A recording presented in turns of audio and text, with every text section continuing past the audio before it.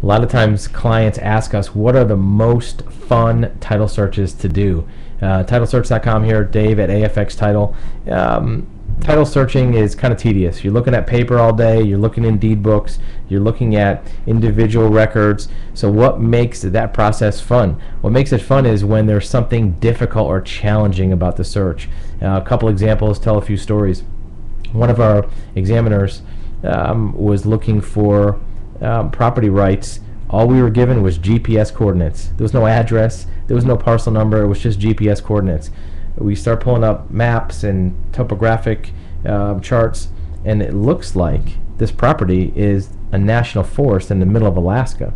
So we're wondering, well, what kind of property rights would be there? We started zooming in and looking around, and the examiner found that in that area there was a little notation of a name on one of the maps. We'll look for that name.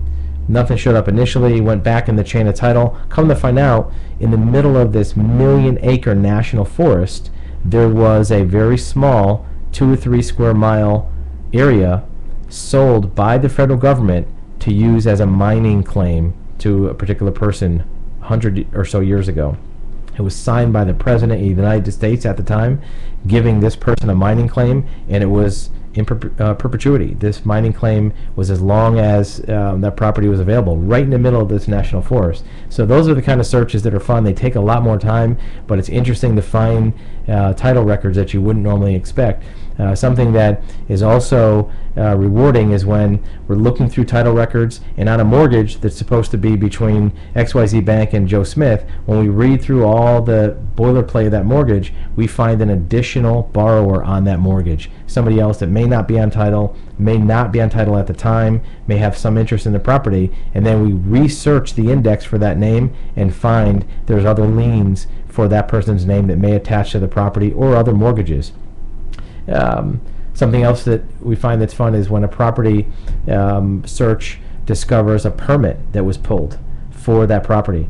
There doesn't appear to be a lien. The property seems pretty straightforward, but that permit leads to the name of a builder that pulled the permit. When we look at that builder, we may find subcontractors that builder used, and come to find out, one of them may have filed a mechanics lien on the property but may not have done it the right way, or it may not be recorded at all.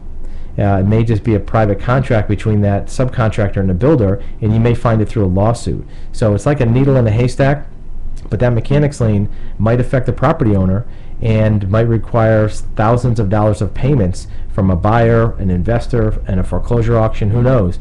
And without looking for that permit, finding that builder, finding a lawsuit from the subcontractor to the builder, the possibility of that mechanics lien may never have been found. So the more difficult the search, the more fun we have with it. Doing title searches all day long can get tedious after a while, but when these things come up that are interesting, it makes the job more rewarding, especially when it helps the client avoid risk or liability on the property.